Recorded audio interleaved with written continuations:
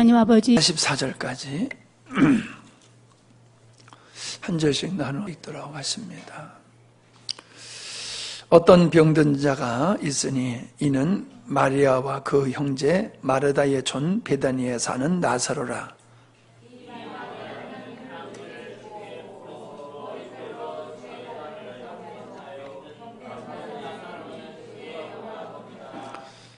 이에 그 누이들이 예수께 사람을 보내어 가로되 주여 오시옵소서 사랑하는 자가 병들었나이다 하니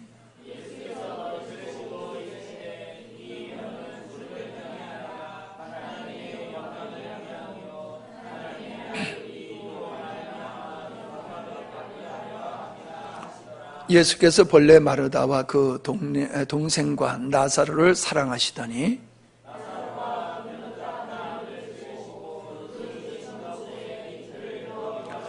그 후에 제자들의 이르시되 유대로 다시 가자 하시니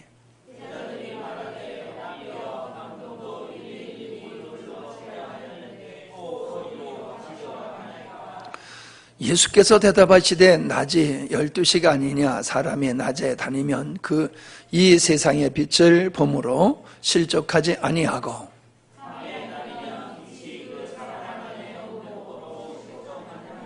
이 말씀을 하신 후에 또 가라사대 우리 친구 나사로가 잠들었도다 그러나 내가 깨우러 가노라.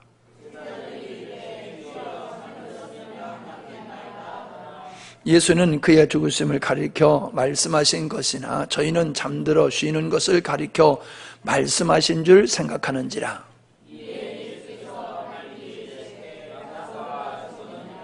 내가 거기에 있지 아니한 것을 너희를 위하여 기뻐하노니 이는 너희로 믿게 하려 함이라. 그러나 그에게로 가자 하신대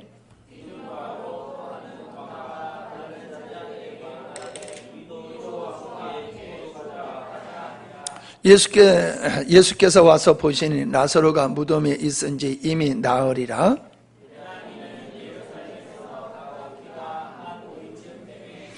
많은 유대인이 마르다와 마리아에게 그 오라비의 일로 위문하러 왔더니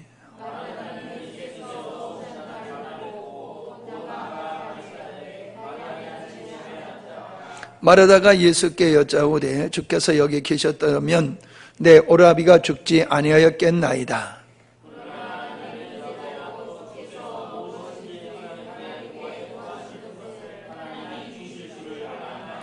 예수께서 가라사대 내 오라비가 다시 살리라.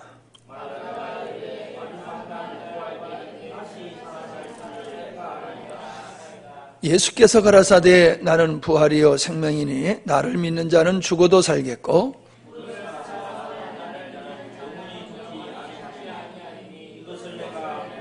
가로되 주여 그러하이다. 주는 그리스도시요 세상에 오시는 하나님의 아들이신 줄 내가 믿나이다.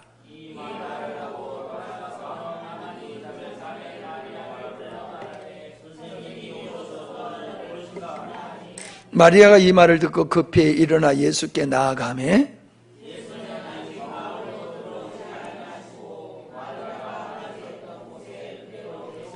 마리아와 함께 집에 있어 위로하던 유대인들은 그의 급히 일어나 나가는 것을 보고 곧가로 무덤에 가는 줄로 생각하고 따라가더니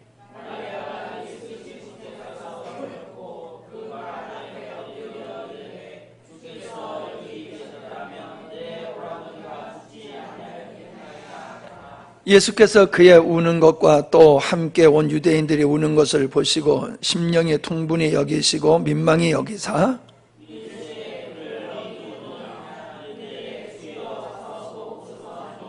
예수께서 눈물을 흘리시더라.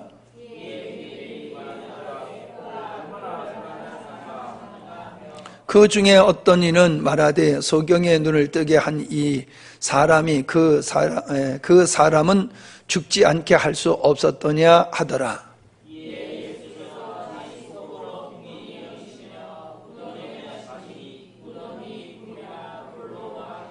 예수께서 가라사대 돌을 옮겨 놓으라 하시니 그 죽은 자의 누이 마르다가 가로되 주여 죽은 지가 나흘이 되었음에 벌써 냄새가 나나이다.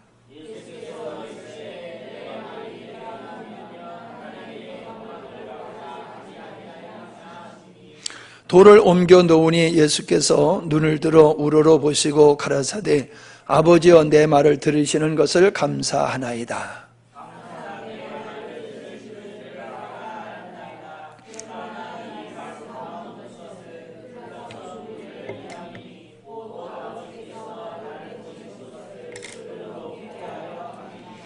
이 말씀을 하시고 큰 소리로 나사로야 나오라 부르시니 죽은 자가 수족을 배로 동인 채로 나오는데 그 얼굴은 수건에 쌓였더라.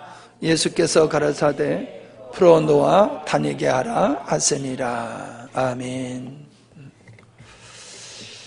11장 39번째 시간이 되는 것 같습니다. 우리가 잘 아는 대로 나사로의 다시 살아나는 역사는 바로 예수님이 생명이시며 부활이시라는 사실을 유대인들에게, 사람들에게 알려주기 위한 표적이었다라는 것을 우리가 먼저 인식을 해야 될 줄 압니다. 인본주의적인 자세를 가진 사람들은 예수님은 죽은 자도 살렸다라고 하는 데에 초점을 두고 성경을 봐요. 이 사건을. 맞죠? 예수님은 죽어서 장사 지내서 이미 썩어가지고 부패하기 시작해서 냄새가 나는 그러한 나사로를 살리셨기 때문에 우리 예수님은 죽은 자도 살리시는 하나님이다라고 하는 것, 그래서 그 하나님 앞에 우리가 무엇이든지 구하면은, 어떤 질병이든지 구하면 치료해 주신다라는 믿음을 갖는데, 물론 한면으로 보면은 맞습니다. 진짜 주님께서는 이런 냄새나는, 죽어서 냄새나는 나사로를 살리시기까지 하셨으니 뭘 못하시겠어요? 근데 사실은 살리는 것이 위대한 게 아니지요. 우리가 요한복음을 우리가 처음에 봤을 때에 우주 만물을 창조하신 분이 예수님이라고 그러셨잖아요. 말씀이신 예수님이 우주 만물을 창조하신 그분께서 마치 고장난 차를 수리해가지고 새 차같이 그렇게 기능을 발휘하게 하는 것과 다를 바가 없잖아요. 나사로를 살리는 것은. 그건 우리 입장에서는 놀라운 일이지만은 하나님의 입장에서는 그 뭐 큰 일이 아니다라고 하는 것을 우리가 인식하게 되는데, 예수님은 이 나사로의 죽음을 통해서 하나님께서 영광을, 4절에 보니까는 죽을 병이 아니라 하나님의 영광을 위함이다. 하나님의 아들로 이를 인하여 영광을 얻게 하고 사람들로 하여금 15절에 보니까는 믿게 하려 함이라. 예수님이 구세주인 것을 믿게 하려 함이라 라고 말씀을 하셨고요. 27절에 보더라도 마리아가 주는 그리스도시요 세상에 오신 하나님의 아들이시다고 그렇게 고백을 하게 되어지는 것을 우리가 보게 되지요. 그래서 이 나사로의 죽음의 사건을 통해서 예수님은 아버지께서 당신을 보내신 그 목적을 이루는 데에 사용하셨다라고 하는 것을 우리가 놓쳐서는 아니 될 줄 압니다. 그 관점에서 우리가 이 예수님의 표적의 사건을, 기적의 사건을 우리가 접근하고 이해를 해야 된다라고 하는 것입니다. 그렇다라고 하면은 나사로의 죽음을 통해서 하나님의 영광을 받으셨다라고 하면은 다른 일을 통해서도 주님은 영광을 받으실 수 있다는 거지요. 나사로의 죽음을 통하여서 우리 주님이 영광을 받으시고 당신의 목적을 이루셨다고 하면은 오늘 우리의 어떠한 사건과 삶을 통해서도 하나님은 영광을 받기를 원하신다라고 하는 것을 우리가 알 수가 있겠지요. 그냥 이 사건을 2000년 전에 나사로의 사건에 그냥 국한해서는 안 된다는 겁니다. 이거를 오늘날 나의 사건으로 우리가 한번 생각해 봐야 된다는 거예요. 그건 교훈을 얻기 위함이 아니라 분명 그 하나님은 나사로에게 역사하셨던 것과 동일한 방법으로 모든 사람에게 대하신다라고 하는 것이기 때문에 그렇습니다. 마르다와 마리아의 동생 이 나사로가 죽었을 때에 그들은 얼마나 마음이 아팠겠습니까? 얼마나 힘들었겠습니까? 오늘 우리가 살아가는 삶 속에서도 이렇게 힘들고 어려운 일들이 있을 수 있다는 겁니다. 그 힘들고 어려운 일들을 우리가 어떻게 바라보느냐, 어떻게 인식하느냐, 그 사건과 하나님과 나와의 관계를 어떻게 우리가 이해하느냐라고 하는 것이 하나님께 영광이 돌릴 수도 있고 아니면 실족하여 넘어질 수 있는 사건이 될 수도 있다라고 하는 것이지 않습니까? 마태복음 10장 29절에 보면은 참새 2마리가 한 앗사라온에 팔리지 않느냐, 그러나 너의 아버지께서 허락지 아니하시면 그 하나라도 땅에 떨어지지 아니하리라. 세상에 하늘에 나는 새들도 땅에 떨어져 죽는 것이 하나님의 허락이 없으면 안 된다는 거예요. 무슨 얘기입니까? 모든 이 우주에서 발생하고 있는 모든 일들, 우리 삶 속에서 발생하는 모든 일들은 하나님의 주권 속에 있다는 거예요. 우리가 봤을 때에 이해가 되지 아니하고 납득이 되지 않습니다. 그러나 분명히 그 사건은 하나님의 주권 속에 있기 때문에 우리가 믿음으로 반응하면은 하나님께 영광이 되는 사건이 된다는 것을 우리에게 보여주고 있습니다. 나사로의 죽음이 그 가정에 얼마나 슬픔과 아픔의 큰 요소가 되겠습니까? 우리의 삶 속에서도 그런 일들이 있다는 겁니다. 그러나 그 일을 우리 관점에서 보면 안 돼요. 자, 보십시오. 나사로가 병들었을 때 사람을 보내지 않습니까? 예수님이 빨리 오셔서 나사로를 위해서 기도해주고 치료해주기를 바라는 마음으로 사람을 보냈지만은 예수님은 이틀이나 그 자리에서 계시던 곳에, 요단강변에 계셨거든요. 세례받으셨던 그곳에 있어요. 한 40km 떨어진 곳에 계셨었어요. 하루거리면 올 수 있는 거리거든요. 그래서 심부름한 사람이 가는데 하루, 예수님이 머무는데 이틀, 예수님이 오시는데 하루, 그래서 나흘, 그래서 장사를 지낸 지 나흘이 지내서 이미 냄새가 나나이다 라고 하는데 그 거리가 그런 정도가 된다는 거죠. 하루길. 예. 근데 예수님은 바로 오시지 않았다는 거예요. 즉시 오시지 않았다는 거예요. 이러 보면은 저 같으면 좀 시험이 들 것 같아요. 아니, 다른 사람도 아니고 예수님과 우리의 관계는 우리가 보통 사이가 아니지 않습니까? 그런데 어떻게 이 중대한 소식을 들으시고도 그렇게 그냥 머무시다가 죽은 후에 오실 수 있습니까? 라고 하면서 마음의 섭섭함은 물론이고 시험들 수도 있다는 거지요. 그렇게 시험들 수도 있다고 저는 생각하는 것이 여기 말씀해 보니까는 예수님과 마리아와의 그 가정과의 관계를 어떻게 설명하고 있냐면 2절에 보면은 마리아는 향유를 예수님께 붓고 머리털로 그 발을 씻겼던 자다라고 얘기를 하고 있지 않습니까? 이 마리아가 막달라 마리아 아니야, 혹은 그 다른 마리아 아니야, 여러 가지 학설이 있습니다만은 뭐 그렇게 중요한 것 같지는 않아요. 중요한 것은 뭐냐 하면은 분명히 이 마리아도 예수님께 향유를 부어 드렸다라고 하는 겁니다.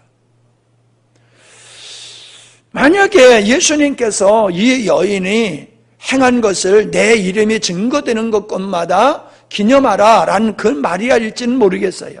어떻든지 간에 이 마리아는 예수님을 얼마나 사랑했느냐라고 하면은 자기가 가지고 있는 아주 소중한 그 향유를 예수님의 머리에 부었다는 거지요.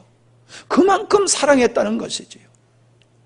여러분, 머리를 풀어서 머리로 그 발을 씻긴다라고 하는 것은 이게 보통 사랑의 표현이 아니잖아요.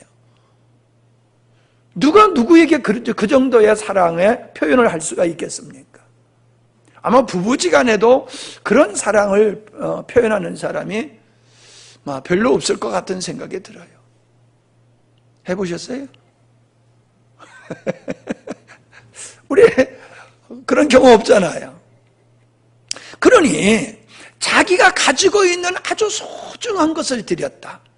그리고 자기의 인격체의 절정인 그 머리카락으로 예수님을 씻겼다라고 하는 것은 정말로 이 마리아가 우리 주님을 얼마나 사랑했느냐라고 하는 걸 보여줄 수가 있는 것이고, 누가복음 10장에 보면은요, 거기 예수님께서 이 베다니 마리아의 집에 가가지고 머무셨어요.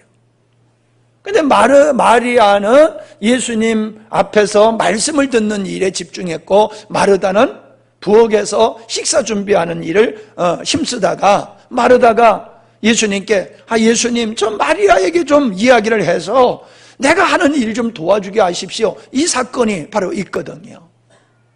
그러니까 예수님은 아마 다른 데서 사역을 하시다가 예루살렘으로 들어가시는 입구에서 그게 3.6km 정도 된단 말이지. 여기서 보면은 몇 절에 있나?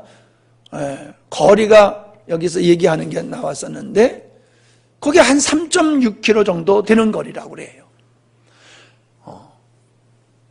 예루살렘에 들어가서 사역하시다가 다시 나오셔서 머무신 것도 바로 이 마리아의 집이고, 들어가시기 전에 쉬시는 것도 마리아의 집이고, 늘 예수님은 예루살렘을 출입하실 때에 마리아의 집에서 머무셨다는 거지요. 여러분 한번 생각해 보세요. 누구의 집에 들린다, 그것도 들리는 정도가 아니라 그 집에서 식사를 하고 그 집에서 하룻밤을 자고 이틀 밤을 자고 며칠씩 묵는다, 그거 가까운 사이 아니면은 하기 어려운 거예요. 섬기는 사람도 한두 끼는 섬길 수 있지만, 한두 번은 할 수 있지만 늘 그렇게 한다는 거, 사랑하지 않는 사람이면 그렇게 섬기기가 어려운 거예요. 예수님도 편하게 그 집에 가셨고, 마르다와 마리아도 언제나 예수님을 그렇게 친절히 극진히 섬겼다라고 하는 것은 얼마나 예수님과 마리아의 이 가족과의 관계가 아주 친밀하고 친숙한 관계였느냐라고 하는 것을 알 수 있지요. 그런 관계 속에서 지금 어려움을 겪고, 그 어려움을 겪은 환경 속에서 예수님께 도와달라고 했는데 주님이 어떻게 보면은 모르쇠 한 거잖아요. 모른 척 한 거와 같잖아요. 아니, 오시려고 하면 살아있을 적에 오셔야지, 죽은 다음에 오면 무슨 의미가 있냐 말이지요. 그렇게 생각해 보면 마르다와 마리아의 입장에서 보면은 참 예수님이 행하신 행위가 곱깝게 느껴질 수밖에 없고 시험 들 수밖에 없는 그러한 행동을 예수님이 하셨다라고 하는 겁니다. 그런데도 불구하고 이들은 실족지 않았어요. 다만 그가 하는 얘기가 뭡니까? 마르다도 그러고 마리아도 하는 얘기가, 여기 계셨더라고 하면은 우리 오라비가 죽지 아니었을 것입니다. 이런 얘기를 하는데, 저는 그 말이 어떤 마음으로 말로 느끼냐면 섭섭의 표현으로 느껴져요. 주님 조금만 일찍 오셨다라고 하면은, 조금 서둘러서만 오셨다라고 하면은 주님이 이를 충분히 치료해 주실 수 있었을 텐데 어찌하여 주님이 그렇게 머물다가 이제 오셨습니까? 하는 섭섭한 마음이 이 말 속에 담겨 있지 않나. 여기 계셨더라고 하면은, 조금 더 빨리 오셔서 죽기 전에 주님께서 오셨더라고 하면은, 이런 섭섭한 마음이 그에게 있었지 않겠나, 그렇게 생각을 해봅니다. 그러나 마르다와 마리아는 예수님을 외면치 않으셨습니다. 섭섭하게 생각지 않으셨습니다. 그리고 예수님과의 대화 속에서도 그들의 믿음은 흔들리지 않았습니다. 20절에 21절에 예수께서 마르다가 예수께 여짜오되 주께서 여기 계셨다면 내 오라비가 죽지 않았겠나이다. 그러나 나는 이제라도 주께서 무엇이든지 하나님께 구하는 것을 하나님이 주실 줄을 믿나이다. 이제라도 주께서 무엇이든지 하나님께 구하면은 하나님이 들어주실 줄 믿습니다. 예수께서 그렇게 말하는 그에게, 마르다에게 뭐라고 말씀하십니까? 네 오라비가 다시 살리라. 마르다가 뭐라고 생각합니까? 지금 살린다고 받아들이는 게 아니에요. 그는 그의 상식과 그의 경험을 통해서 봤을 때에, 아, 그래, 우리 주님은 우리의 동생이 마지막 날에 살 걸 지금 말씀하시는 거로구나, 그렇게 받아들였단 말이에요. 그가 예수님께서 이제라도 무엇인가 할 수 있는 그런 전능하신 하나님인 것을 믿으면서도 지금 마르다는 예수님의 말씀을 자기식으로 해석하는 거예요. 자기식으로 그거를 이해를 하는 거지요. 그러니까 예수님이 아니다, 내가 부활이고 내가 생명이다. 나사로가 죽었지만은 그 생명을 주관하는 자는 나다. 내가 생명의 근원이다. 그가 죽고 산 것이 중요하지 않다. 생명의 주인이 내게 있기 때문에 그건 중요한 게 아니다. 나를 믿으면은 네가 부활의 영광을 볼 것이다. 그 말씀을 하고 있는 거지요. 그래서 마지막에 대한, 부활에 대한 얘기를 하니까는 예수님께서 살아서 나를 믿는 자는 영원히 죽지 아니하리니 이것을 네가 믿느냐? 나를 믿는 자는 죽어도 살겠고, 무릇 살아서 나를 믿는 자는 영원히 죽지 아니하리니 이것을 네가 믿느냐? 바로 주님이 우리의 생명의 주인으로서 영원한 생명을 우리에게 주시는, 구원의 영광을 주시는 분이라고 하는 것을 지금 말씀하고 있지 않습니까? 내가 장차 죽음을 통해서 너희들의 죄를 사할 것이며 부활을 통해서 너희들에게 주어질 그 영원한 하나님의 영광, 장차 있을 그 십자가와 부활의 사건을 내가 지금 나사로를 통해서 너희들에게 보여줄 거야.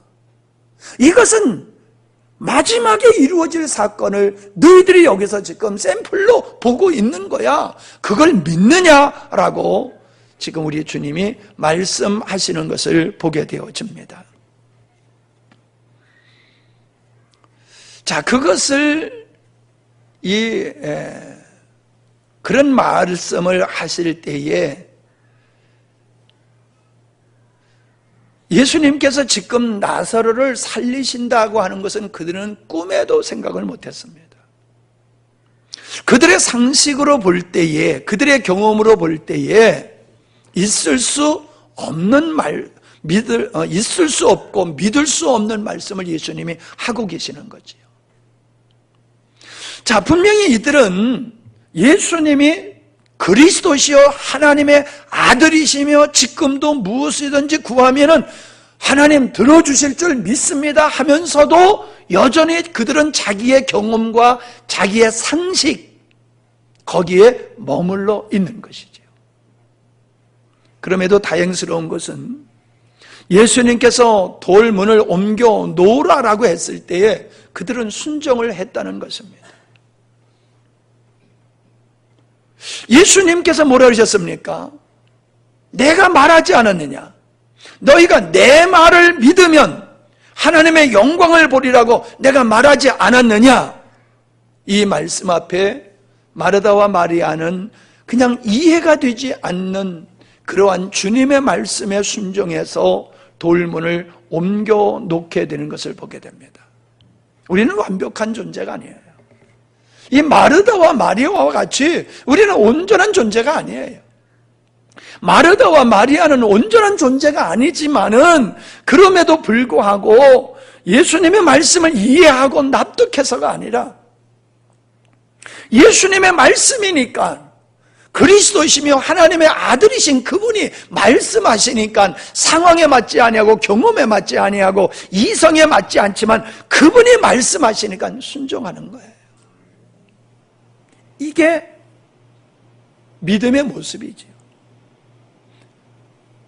그들이 자기들의 어떤 경험을 얘기하고 상황을 얘기하고 계속해서 예수님 죽은 지가 나흘이 돼서 냄새가 난다니까요 라고 자꾸 상황을 얘기하고 자기 경험과 상식을 얘기한다라고 하면서 그것이 그를 지배하고 있다라고 하면은 아마 돌문은 옮기지 않았을 거예요. 그런 나름대로 이해하지 못하는 부분이 있음에도 불구하고 그것을 내려놓고 그는 예수님의 말씀에 순종해서 돌문을 옮겨 놓게 되지 않습니까? 보세요. 죽은 나사로, 냄새 나는 나사로를 살리실 수 있는 예수님이면은 돌문을 옮겨 놓는 수고를 왜 시키겠습니까? 얼마든지 그냥 예수님의 말씀으로 천지 만물을 창조하신 그분께서 그냥 말씀으로 돌문을 옮겨 놓으시든지 그냥 녹여버리시든지 수고하지 않게 하고도 살리실 수가 있단 말이에요. 그런데 굳이 마르다와 마리아로 하여금 그 무거운 돌문을 옮겨 놓는 수고를 하게 하는 겁니다. 그게 뭐예요? 믿음을 보이는 거야, 믿음을. 자기의 믿음을 고백으로만 끝나는 게 아니라 자기의 믿음을 행함으로 예수님께 보이고 있는 것을 지금 우리가 보고 있잖아요. 주님이 원하는 게 뭐예요? 내 믿음을 고백으로만 하지 말라는 거예요. 주님이 원하는 것은 내 믿음을 고백으로 끝나지 말고 내 믿음을 따라 내가 행동으로 옮기라는 거예요. 내 믿음을 따라. 그 믿음은 이성을 초월하는 거예요. 상식을 초월하는 거예요. 경험을 초월하는 거예요. 그래서 믿음을 따라 사는 것은 사람들, 이성적인 사람들이 볼 때에는 어리석고 미련하고 깝깝하게 말할 수 없는 행동이지요. 미친 행동이지요. 주님은 그 믿음을 보이라고 지금 내 믿음을 보이라고 그 돌문을 옮겨 놓으라고 하신 줄 믿습니다. 예수님께서요, 고향 땅에 가셔서 기사와 표적을 안 행하셨어요. 왜 행하지 않았습니까? 믿지 아니함으로. 예수님을 믿지 아니하기 때문에 예수님은 고향에서 기사와 표적을 행하지 않으셨어요. 이건 동일합니다. 지금도 우리는 주님의 역사를 믿고 나아가는 사람은 그 하나님의 영광을 봅니다. 마르다와 마리아와 같이 하나님의 말씀에 감동되고 주님이 주시는 믿음을 또 쫓아서 우리가 움직이게 되어지면은 하나님께서 나사로를 살리는 것과 같은 역사를 하신다는 거예요. 우리가 믿음으로 움직일 때에 주님도 역사하세요.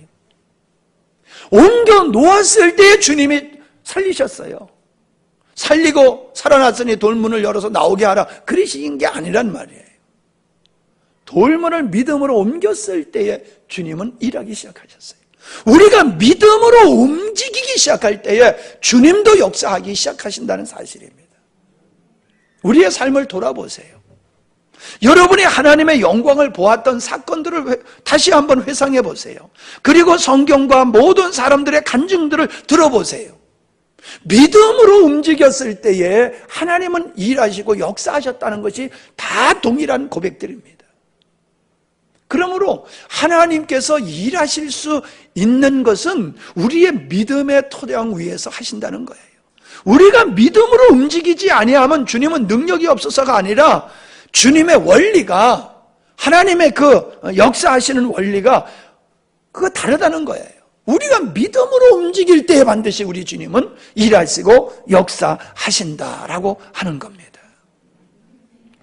그래서 제가 늘 기회 있을 때마다 하시는 말씀이, 여러분 환경에 이야기하지 말아라. 내 능력을 이야기하지 말아라. 어떤 하나님의 말씀을 순종하고 실행하는 데 있어서 장애가 되는 어떤 이유를 말하지 말아라. 그건 믿음이 아니다라는 거예요. 내가 능력이, 지난번에 제가 우리가 주일날 읽었었던 그 빌라델비아 교회가 적은 능력을 가지고도 믿음을 지켰다고 그랬잖아요. 그 적은 능력이 뭐예요? 하나님의 말씀을 순종할 수 있는 능력이 안 됐다는 것이지요. 믿음을 지키기에는 너무나도 어려운 환경이었다는 거지요. 그럼에도 불구하고 그들은 그 안 좋은 환경 속에서도 믿음으로 끝까지 반응을 했고 믿음을 지켰다라고 하는 것을 우리에게 보여주고 있듯이 오늘도 우리는 하나님이 일하실 수 있는 일을 좀 하자는 거예요. 안 된다고 자꾸 얘기하지 말라는 거예요. 그러면 안 돼요. 가데스 바나에 이스라엘의 광야에서 죽었던 사람들이 반응했던 그런 모습을 보이지 말란 말이에요. 안 된다라고 하는 판단이 인간적으로 보면 맞는 거예요. 가나안 땅에 들어갈 수 없다. 그들은 우리는 메뚜기하고 그들은 너무나 장대하기 때문에 그들과 상대해서 절대로 우리는 전쟁을 이길 수 없다가 맞는 판단이에요. 인간적인 측면에서는. 그러나 믿음의 사람들은 환경을 따라 인간의 능력을 따라 사는 게 아니라는 거죠. 하나님의 언약을 붙들고 나가는 사람이에요. 언약을 따라 나갈 때에 홍해가 갈라지고 요단강이 갈라지고 여리고 성이 무너진 것이지요. 상식적으로 일어날 일들이 아니지요. 그거는 도저히 일어날 수 없는 일들이 하나님의 언약을 믿고 말씀을 믿고 나갔을 때에 역사가 일어났다는 사실은 오늘 이 나사로의 부활의 사건에도 나타나고 우리의 삶 속에도 동일하게 나타날 줄로 믿습니다. 내가 안 된다라고 하면은 믿음을 가지고 있으면은 안 됐다는 믿음 때문에 주님이 일하실 수 없어요. 내가 하나님을 믿는 믿음을 가지고 우리가 나갈 때에 하나님께서는 그 믿음을 근거로 해서 우리 주님은 일하고 역사하신다는 사실을 꼭 믿으시기를 바랍니다. 실족하지 아니한 이 마르다와 마리아의 모습을 보면서요, 사실을 실족하는 것은 자기식으로 생각하기 때문에 실족하려는 거지요.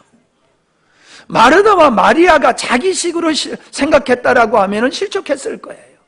그러나 그는 섭섭함이 있을지 모르지만은, 아쉬움이 있을지 모르지만은 예수님을 사랑하는 마음은 변하지 않았다는 거예요. 예수님을 신뢰하는 믿음은 변하지 않았다는 거예요. 이게 귀한 거예요. 우리가 서로 살아가다 보면요, 서로 이해가 되지 않아서 이해를 하지 못하고 오해를 함으로 말미암아 우리가 실족할 수 있는 일들이 많이 발생할 수 있어요. 어떻게 해야 됩니까, 여러분? 누구와 누구와의 관계 속에서, 혹은 목사님과 성도님들과의 관계 속에서 항상 좋은 일이 있을 수 있는 건 아니에요.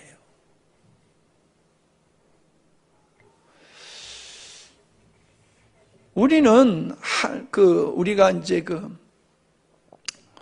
지난 얘기인데,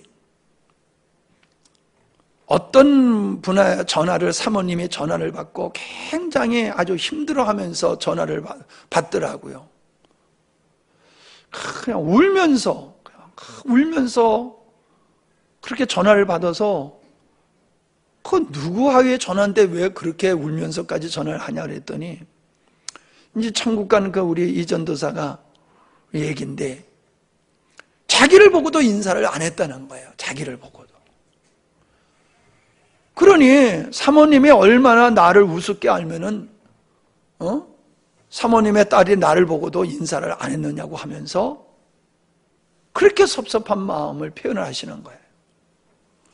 그래서 그럴 리가 없다. 아마 못 봐서 그렇지 보고도 인사 안 할 애가 아니라고 얘기를 함에도 불구하고 끝까지 그렇게 섭섭한 감정을 표현하고 풀지를 않았어요.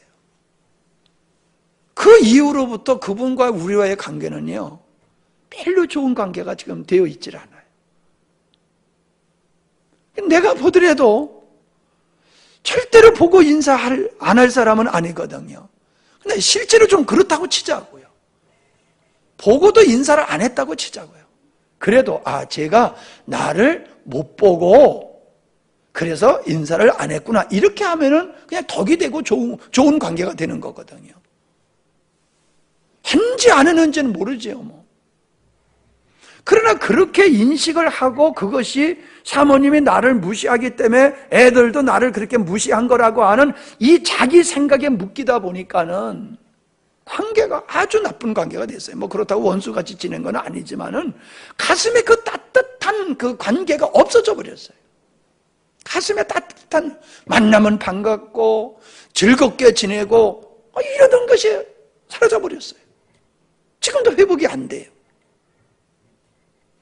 우리가 살다 보면요, 우리식으로 생각하다 보면은 상대의 어떠한 섭섭한 행동이라든가 잘못된 행동이라든가 어떠함을 충분히 이해할 수 있는 것인데, 내 식으로 생각하다 보면은 그게 섭섭한 요소가 될 수 있고, 그것 때문에 내가 마음이 상하고 감정이 상해가지고 아주 돌아올 수 없는 강을 건너는 것 같은 관계가 될 수 있다는 거지.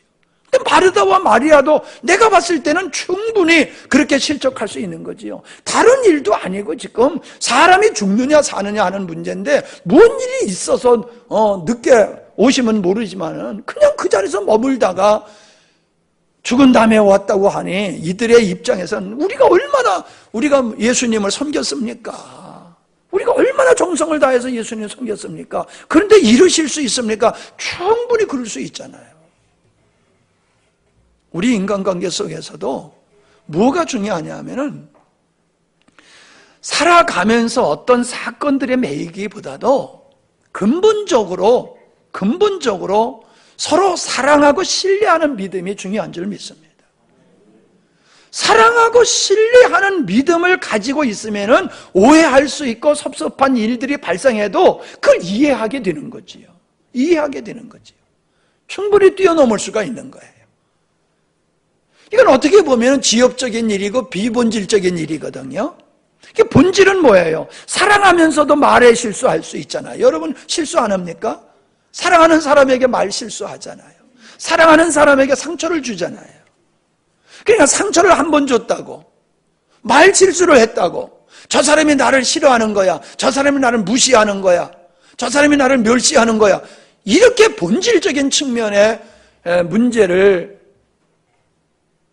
걸게 되어지면은 참으로 안타까운 거지요. 다행히 마르다와 마리아는 안 그랬어요. 우리도 믿음의 생활을 하면서 성도와 성도의 관계뿐만 아니라 하나님과 우리의 관계도 이렇게 되어야 될 줄 믿습니다. 오늘도 제가 어떤 분의 문자를 받았는데, 너무 힘든 환경을 이야기하면서 참 하나님 앞에 섭섭한 마음이 든다고 하는 것을, 내용을 이렇게 기록해서 보내왔는데, 얼마나 제 마음이 답답하고 아팠는지 몰라요.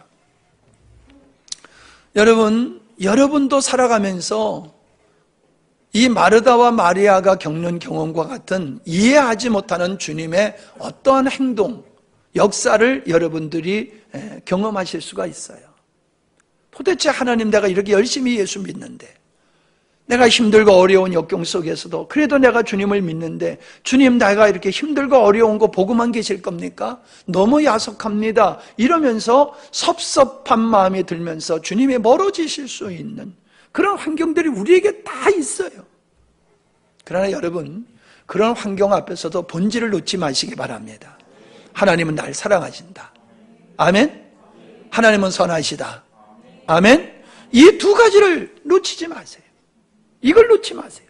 어떤 경우에도 내가 하나님을 이해를 못해서 그렇지, 하나님은 나를 사랑하시고 내게 행하시는 모든 일들은 다 선하고 아름다운 것이다. 아멘? 그것이 확인되는 것은 시간이 가야 돼요. 아, 진짜 그렇구나 라고 하는 건 시간이 가야 돼요. 그 때가 와서 정말 그러네 라고 우리가 고백하기까지는 그 믿음을 가지고 그냥 나가야 돼요. 당장 주님이 나를 이해시키고 그걸 바라지 마세요. 그냥 그걸 믿으라고요. 그럼 나가다 보면 사람과의 관계도 내가 그때 오해를 했구나, 이래가지고 그 마음의 섭섭함이 풀어질 수 있듯이 하나님의 선하심과 사랑을 믿고 가다 보면은, 맞아, 그래, 맞아, 이거야, 하나님은 이렇게 나를 사랑하시는 분이고 하나님은 이렇게 선을 이루시는 분이야, 그런 고백이 될 줄 믿습니다. 요셉이 정말로 주님의 뜻대로 삶으로 얼마나 고난을 당했습니까? 다니엘이 주님의 뜻대로 사느라고 얼마나 고난을 당했습니까? 바울이 얼마나 복음 전하라고 고생을 했습니까? 인간 중심에 보면 하나님이 이룰 수 있습니까?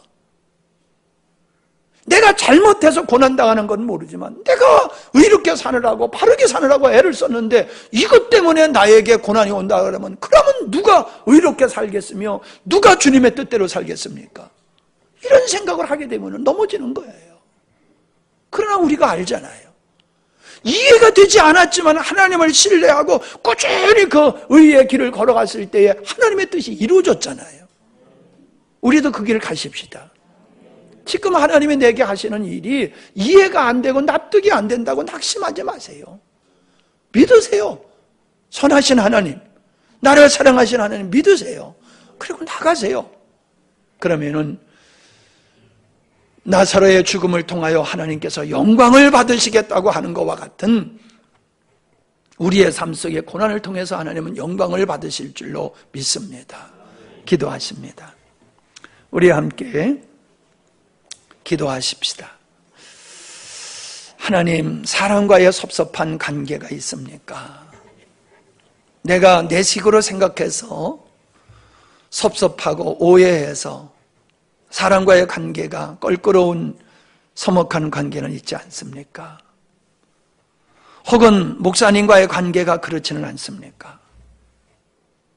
부모님과의 관계는 안 그렇습니까? 지도자와의 관계, 하나님과의 관계, 망라해서 여러분이 섭섭하게 생각되어서 거리가 멀어져 있는 것이 있다고 하면은 여러분의 생각을 바꾸시기를 바랍니다. 하나님의 관점에서 보시기를 바랍니다. 부모님의 말씀이 섭섭하게 들릴 수 있어요.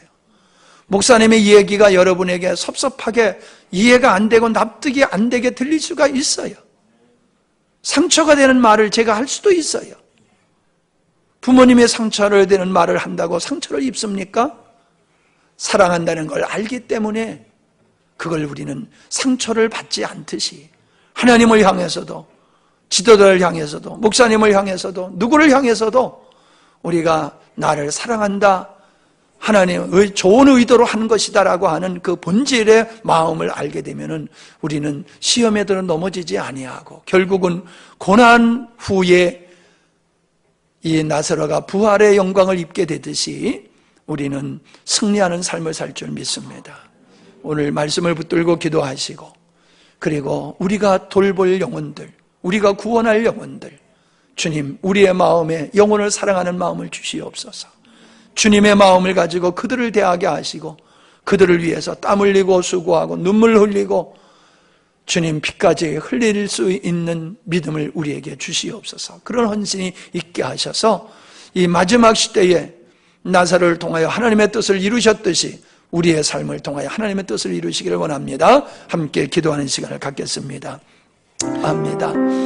나사로가 병들어 죽었던 것이 얼마나 슬프고 고통스럽고 아픈 사건이었겠습니까마는 이로 인하여 그들은 도리어 하나님의 영광을 부활이요 생명이신 주님을 경험하게 되었고 예수 그리스도를 많은 사람들에게 믿게 하는 그러한 역할을 했던 것을 보게 되어집니다. 그들의 시험들어 넘어질 수 있었음에도 불구하고 시험들지 아니하고 이길 수 있었던 것은 예수님을 사랑하는 마음이, 그 믿음이 하나님 주님을 신뢰하는 믿음이 변치 않았기 때문인 줄로 압니다. 주여 저희들에게도 그러한 믿음으로 기름 부어 주시어서 아버지 어떤 환경 속에서도 하나님 가족들 간에 또 교우들 간에 목사님과 성도님들 간에 하나님과 우리의 성도님들 간에 하나님 시험에 드는 일이 없게 하시고 나를 사랑한다라고 하는 것, 좋은 마음으로 한다라고 하는 것, 정말로 하나님 내가 알지 못하고 알지 못하는 크고 놀라운 비밀한 것들로 그런 것을 한다는 것을 우리가 믿고 나아가보려 승리할 수 있는 저희들이 될 수 있도록 은혜 베풀어 주옵소서. 우리의 믿음의 선전들이 그렇게 승리했습니다. 하나님 내가 연약함을 가지고 있습니까? 힘들고 어려운 환경에 처해 있습니까? 감당하지 못하는 고난과 역경 속에 있습니까? 주님 이런 것들이 고난과 고통으로 끝나지 않게 하시고 이것으로 인하여 도리어 하나님께서 거룩한 역사를 이루시는 그 열매가 있기를 원합니다. 하나님 이 시간에 우리가 영혼들을 위해서 기도합니다. 먼저는 우리의 마음속에 하나님을 사랑하는 마음, 교회를 사랑하는 마음, 영혼을 사랑하는 마음이 불릴듯 일어나게 하시옵소서. 참으로 아버지 하나님이여, 느헤미야가 하나님 성전을 생각하고 고국을 생각하면서 잠을 이루지 못하였듯이 오늘 우리에게도 하나님의 나라를 향하여 애끓는 마음으로 바라보는 믿음을 우리에게 더하여 주시기를 원합니다. 그래서 하나님, 우리가 승리할 수 있게 하여 주시옵소서. 영혼을 사랑하는 마음으로 저들을 위하여 하나님 수고하고 애쓰게 하시고 승리하는 죄들이 되어질 수 있도록 우리 아버지 하나님께서 은혜 주시고 우리 주님 역사하여 주시옵시기를 주님이여 간절히 간구하고 원합니다. 하나님, 그래서 이 땅에 하나님께서 예비하신 영혼들을 찾게 하시고 만나게 하시고 저희들을 구원해내는 통로로서 우리가 쓰임받기를 원합니다.